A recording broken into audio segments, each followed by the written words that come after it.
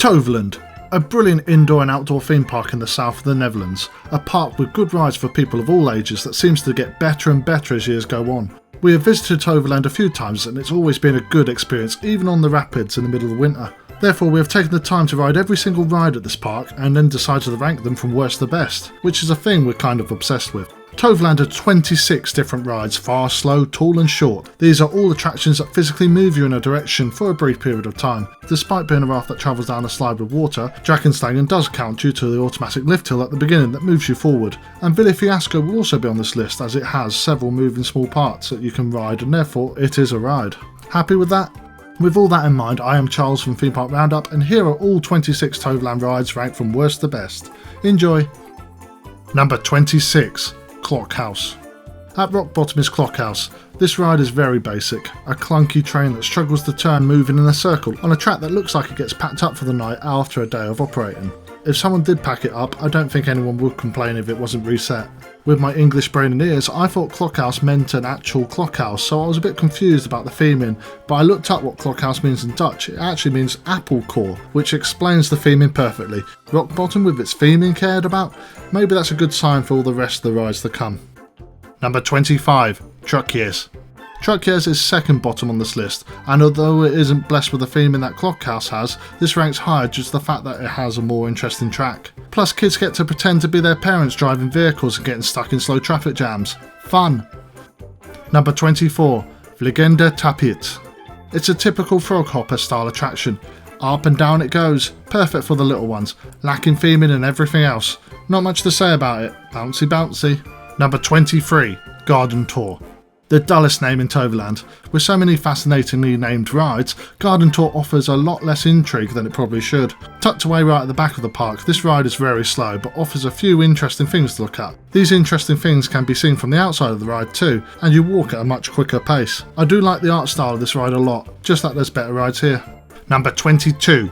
Tolly Molly. From the dullest name to probably one of the best in Toverland, it's a little purpley dragon boat ride.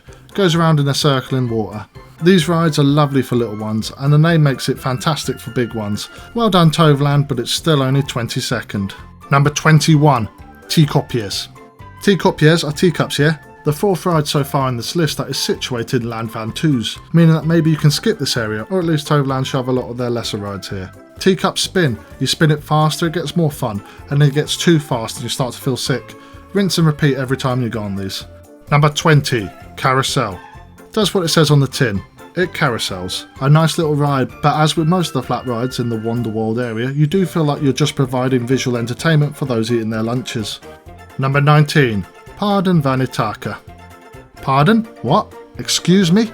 The most well hidden ride in Toverland, Ithaca is the mythical home of Odysseus. He spent a whole epic tale trying to get to it, and you just found it behind Scorpios in a Dutch theme park. It's a horsey ride. We love horsey rides and that puts it firmly in the middle of our rankings.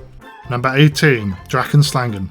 Dragonslagen doesn't look like a ride that should be on this list, but as we said earlier, if you look at the beginning there is a tiny little lift hill to set you on your way, so it goes through on a technicality. Hooray for it! However, it places 18th, so was it worthwhile? Walking up the steep staircase you do get a very good view of Land van Toos before you ride, which is also a bonus. It's a breeze, you slide down and it's great, then you reach the bottom and think, do I really want to ride it again? And move on to the next one, which might actually be next on this list. Number 17. Villa Fiasco. Villa Fiasco is certainly a fiasco. It's a fun house. Twist, spin, slide all over this house and then get seizures as you try and climb the elevator stairs. Someone turn off the lights! It's very short but good quick fun to wind off after you've experienced other nearby attractions. Number 16. Merlin's Quest. This incredibly slow ride is ranked higher than it might normally be on the premises that the secret effects in the cave are working, which gives this ride a good element of intrigue and payoff.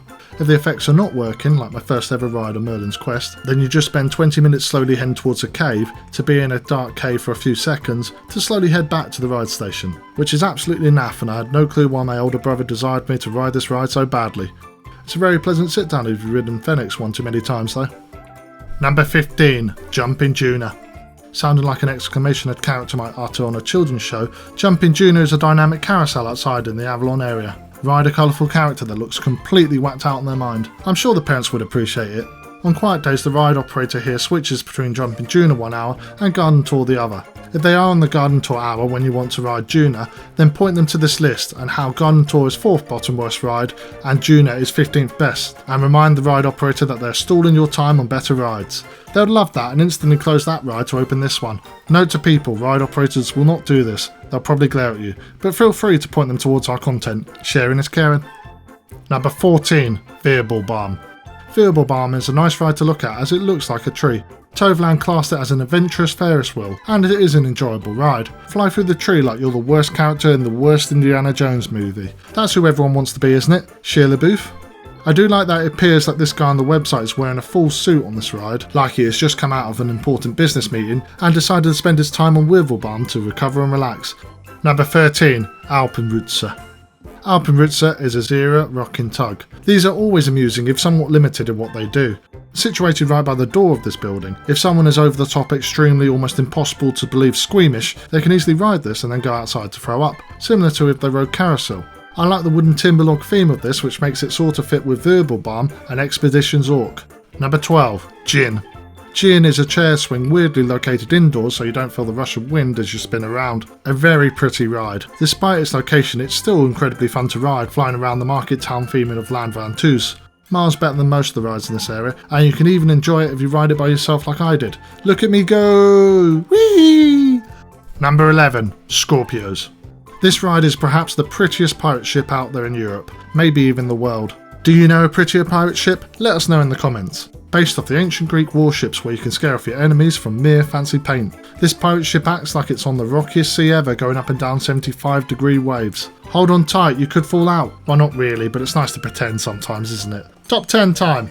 Number 10, Toos Express. Toos! Toos Express feels incredibly out of place despite its name in the Land Van Toos because 1, it's a roller coaster that zooms around the children's rides, and 2, it's actually a very enjoyable ride. Ride this to your heart's content knowing that all the small children in this area really wish that they were you riding Toos Express themselves. Feel the power in knowing that you're making them all jealous, and then get off the ride, walk around the annoyingly placed Toadstool House attraction and ride this again because no other rides in the area amount to this level of entertainment. A worthy top 10. Number 9, Pixaris. Sitting right in the heart of Avalon lies Pixaris. With the help of Merlin's magic, people can learn to fly here with the help of wooden painted wings and the updraft of Fenix's helix. Flap around like a frolicking chicken, but if you manage to gain momentum, you can be stuck in an infinite loop, spinning and spinning, making this a vomit-inducing ride, which you might enjoy, but I don't think most would. Number 8, Dragon Watch. Right to the very back of the park lies Dragon Watch, towering over everything else like a beacon to the park, namely for all the farmers in the nearby fields in this placement, but there you go. Despite its name, you don't actually see any dragons when you're up here, but you do see the absolutely gorgeous Avalon area, and unlike when you whiz around on Pixaris or Fenix, you have time up in the air to savour this aerial view of the landscape. Number 7, Booster Bike. At number 7 is Booster Bike, a Vekoma motorbike ride. A perfect ride for those whose parents or partners refuse point blank to let them purchase an actual motorbike. Don't spend money on a Ducati, just go to Toverland instead. With a hydraulic launch that accelerates you from 0 to 46.6 miles per hour in 3 seconds, it's a very tidy ride. It's nice to feel the rush of wind as you fly around the corners, and despite the trains looking very weird to mount, it's actually pleasantly comfortable when being propelled around the track. I do not see why there are so few of these in the world, so take your time to enjoy this one. Number 6, Jengu River. Jengu River operates throughout the year, meaning that you can ride it in the middle of winter in January. A rapids in that weather? That's insane! A ride that is determined to make you work for it, with a queue line full of steps including this pointless bridge here. For those that make it up the slippery slope onto the ride, they are greeted with an enjoyably tense experience. Worth going to the park in the winter just to ride it. Do it, you mad lads. Number 5, Dwervelwind. With its interestingly leafy station, Dwervelwind is one of Toverland's best rides as it rotates riders up and down around the park. A rather interesting name, Dwervelwind. Dwervel apparently means vertebrae, which confused me massively. I was like, Spinewind? Contorted back? It would be weird but not odd to call your ride a backbreaker, but it's really not a good thing for marketing. Then I Google translated Dwervelwind as a whole, and it means whirlwind, which makes a lot more sense than my train of thought. This ride is so amusing that you forget how bad the track and trains need a paint job. The colours are fading quicker than your vision is when you spin round and round. Number 4, Expeditions Orc. Probably the most bizarre name out of all the Toverland rides, Expedition Zork is a brilliant log flume ride that goes both inside and outside Toverland's building. A ride that likes to keep you on your toes, even changing your boat's direction on a lift hill for no apparent reason whatsoever, but just because it can, makes this a very fun ride. But I still can't get past the name, Expedition Zork? Are we exploring Zork? What is Zork? Is he that weird mountain that occasionally wears Christmas hats? If Zork is that weird goblin mountain, does anyone else think he looks like Boulder from that absolutely terrifying Thomas the Tank Engine episode? Just me? Okay, moving on. Number 3. Maximus Blitzbahn. Picking up the bronze medal is Maximus Blitzbahn. This ride is a family favourite of all at Toverland, and on busy days you need to head straight for this or risk 2-hour queues, stretching back out the doors. With a very interesting queue line through some fella's house, you eventually make it to the Blitzbahn, which is a toboggan that looks like a repurposed boiler or vacuum cleaner. This has a nice daily scoring system where you rank against all other riders that day. This encourages you to spam the accelerator during this ride, which I can assure you if you're nervous about it, holding down the accelerator all ride is safe. Just don't do this on actual toboggans elsewhere because you could really flip the cart, and do brake if you feel unsafe on Maximus Blitzbahn. We are not going to be held liable for your own actions now. Number 2. Troy. The silver medal goes to Troy, Toverland's Woody, a ride that is absolutely obsessed with bank turns and we're all for it. With many airtime bumps included, this ride is super fast and super thrilling. Troy is insanely good and never disappoints. When it's open, ride it and then re-ride it and re-ride it after that, and do not forget one more ride at the end of those for luck. With that high praise, it's bizarre that it's only second place. Only a great ride can keep Troy off top spot. So which one is it? Number 1. Fenix. Our number 1 and Toverland's best ride is Fenix, a B&M wing coaster with a top speed of 95 km an hour. Fenix should feel out of place in a park like Toverland, but it just fits so perfectly. You are the Dragon of Avalon, swooping around the fantasy shire without a care in the world. This is beautiful design and deep level theming that you should not expect to what has been for a very long period a children's park. Fenix adds a level of adventure in its swoops and turns, and also a level of danger if you fall down one of the narrow pitch black staircases in the queue line. It also leaves you wanting more, unless you actually fall down those stairs. Maybe a light is needed in the queue. Fenix and Avalon as a whole comes so out of the blue, pun intended, for the park and makes you excited if you weren't already for what else Toverland could add to this great theme park. This is a worthy number 1.